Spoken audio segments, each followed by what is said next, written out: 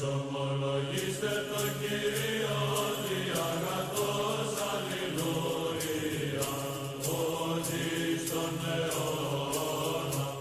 is a theology and symbolism behind Orthodox iconography, which does not necessarily align with a one-for-one reality of historical events.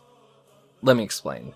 If you were to go back in time with a video camera, you would be hard-pressed to be able to 100% accurately recreate a scene depicted in an icon just by capturing it from a certain angle.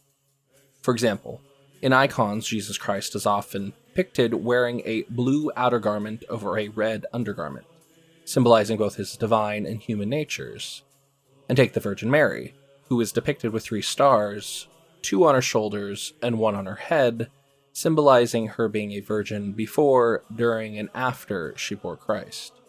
But I don't think it's controversial to say that the figures in the Bible were not cartoon characters possessing a single wardrobe. There's symbolism in how they are depicted. Likewise, we see in icons figures appearing multiple times, not to imply that they were in 2 places at once, but to capture a scene and movement of character in the same icon. Take John the Baptist, for example. He is very often depicted carrying his own head, which doesn't imply he regrew his head, rather to show the method of his execution. So now that we've spoken a bit on the symbolism of icons, why is it that Saint Constantine, the Roman emperor who legalized Christianity in the empire, is often depicted with a beard in icons, despite contemporary statuary of him showing him clean shaven? Let's take a look.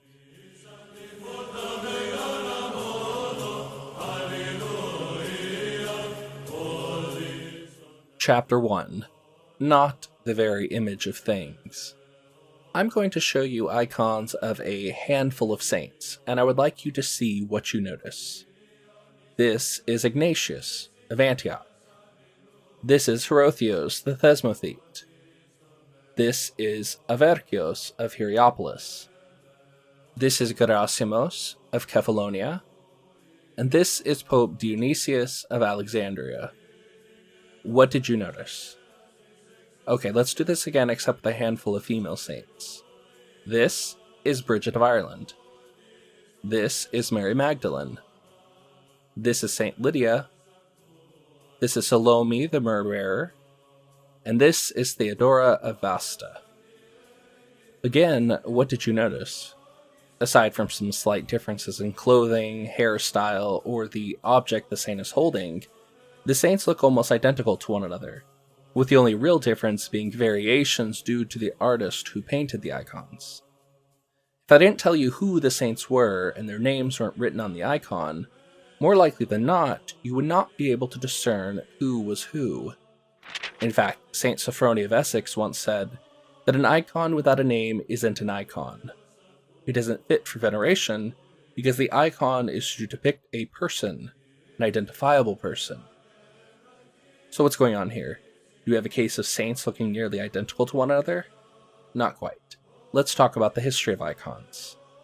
While iconography has always existed in some way within the Christian tradition, we see this in the early catacomb churches and even some synagogues, the iconographic tradition was much less refined in the beginning. Given that the early church was plagued with persecution, a standardized iconography was not the most pressing issue at the time. This is why we see very early depictions of Jesus fitting a Roman ideal at the time, an athletic youth without a beard, not what we're more used to today. After the legalization of Christianity in the empire, the church was now able to refine the process of icon creation and develop a standard for iconography worthy of veneration through the 5th and 6th centuries. This standardization is why, for example, the Apostle Peter is easily recognizable in icons, whether it's an icon depicting him during the times of Christ's ministry, when he would be a young fisherman, or to the very end of his life via crucifixion nearly 40 years later. Peter sports his white hair and beard. Does this mean Peter had a full head of white hair from his youth to his old age? Probably not, but it's a way to standardize how he's depicted so he can be recognized regardless of his age in life. But this raises a question. If there isn't already a recognizable standard for a saint, such as Peter or John Chrysostom, how would you make an icon of a saint whom you don't know what he looked like? Keep in mind, these standards for icons developed and were refined centuries after the legalization of Christianity, which leaves several centuries of saints, important and highly venerated saints, who need icons. But for a monk in the 8th century, how would he paint someone whom he had never seen? Chapter 2. Through a Glass Darkly. Remember those icons, variety of saints I showed earlier? If you noticed, they each seem to be based off a similar template. This is where icon types come in. If a monk, for example, is painting an icon of a saint who does not have a standardized depiction, he begins with a base type, depending on the saint, whether a holy man, holy woman, a monk, a nun, a bishop, a soldier, and so on. This allows the iconographer to make an icon of a saint whom he does not know what he looks like, but still retain a standard. This prevents iconography from becoming something left up to the imagination of the iconographer. They have a tradition to operate from. Now let's look at a modern saint, St. John Maximovich of Shanghai and San Francisco. If you were to look at an icon of his, you'd no doubt notice that there are more personalized aspects to his icons, which depict him as he actually looked, whether the specifics of the beard, or the way his eyes are set, and so on. We can compare a photograph of St. John with an icon of St. John, and you can rightly tell that this is the same person. With the invention of photography, iconographers don't need to start with the base types, because we now have a reference to what the saint looked like.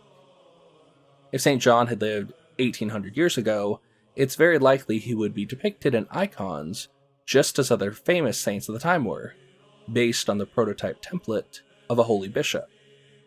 And we do see cases of this in the past as well, in which a saint is depicted with specific features and iconographic depictions contemporary with the saint, wherein the icons do not so much resemble the prototype, but what the saint most likely actually looked like.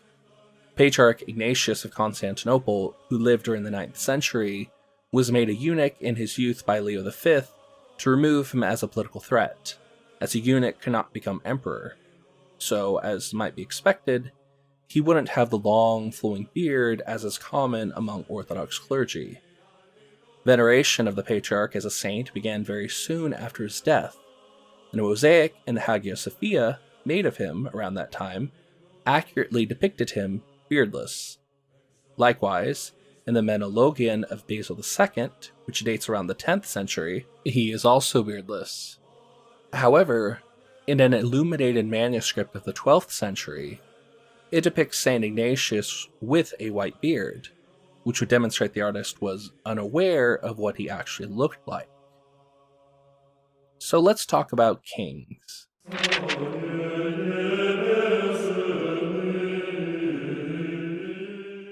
Chapter 3. The Kings of the Earth. Let's look at another set of icons. This is, as shown before, Saint Constantine with his beard. This is Herod, the first one, who ordered the massacre of the innocents. This is a different Herod, the one who had John the Baptist beheaded.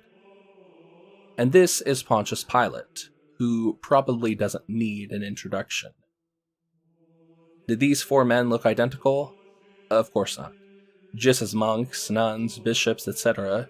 each have an iconographic prototype, so too is the king figure type in icons. When a king or someone in authority, such as Pilate, needs to be depicted, this is the standard depiction for him: royal garb, crown, beard, and all. So if you remember, Saint Constantine was the one who legalized Christianity in the empire, back when the iconographic tradition was still nascent in its sophistication. By the time iconography became more refined and these standards were introduced, we're now several generations removed from Constantine. So when icons were needed to be produced, the iconographer merely did what he would do for any other saint from before his time. He used the prototypical figures as a base. Thus Constantine inherited the beard from the kingly prototype. despite himself being clean-shaven. However, there are beardless depictions of him. More modern icons seem to try and reference the statues and busts that more accurately depict him.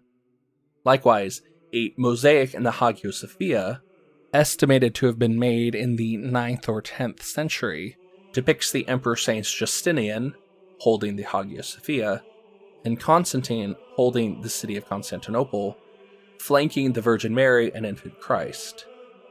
As Constantine was the founder and namesake of the city of Constantinople, where accurate statuary of him no doubt existed still, it would make sense for the creator of the mosaic to use the marble depictions of him as a reference, thus beardless. So where does this leave us today? As I stated earlier, there are modern icons of Saint Constantine clean-shaven, but also many icons still depicting him with a beard. And this is just a case of iconographers attempting to create a new prototype and standardized depiction of Constantine based on what we know he looked like, while others are painting him from the long-standing traditional way of how he has been depicted iconographically.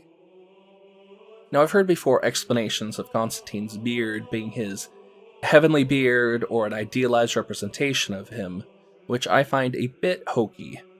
I think Saint Constantine merely being depicted using the kingly prototype iconographic figure is a much better explanation than attempting to form a theology of the beard to justify it. Not everything necessarily needs a mystical explanation. Sometimes things can just be explained by conventions and standard practices. And with that, thanks for watching. If there are any other iconographic peculiarities you'd like me to research into, let me know in the comments. And if you enjoyed this video, feel free to like and subscribe if you haven't already. And if you didn't like this video, well, not everyone can grow a beard. If you'd like to throw some extra support my way, there are a couple links in the description. And with that, I will see you guys next time.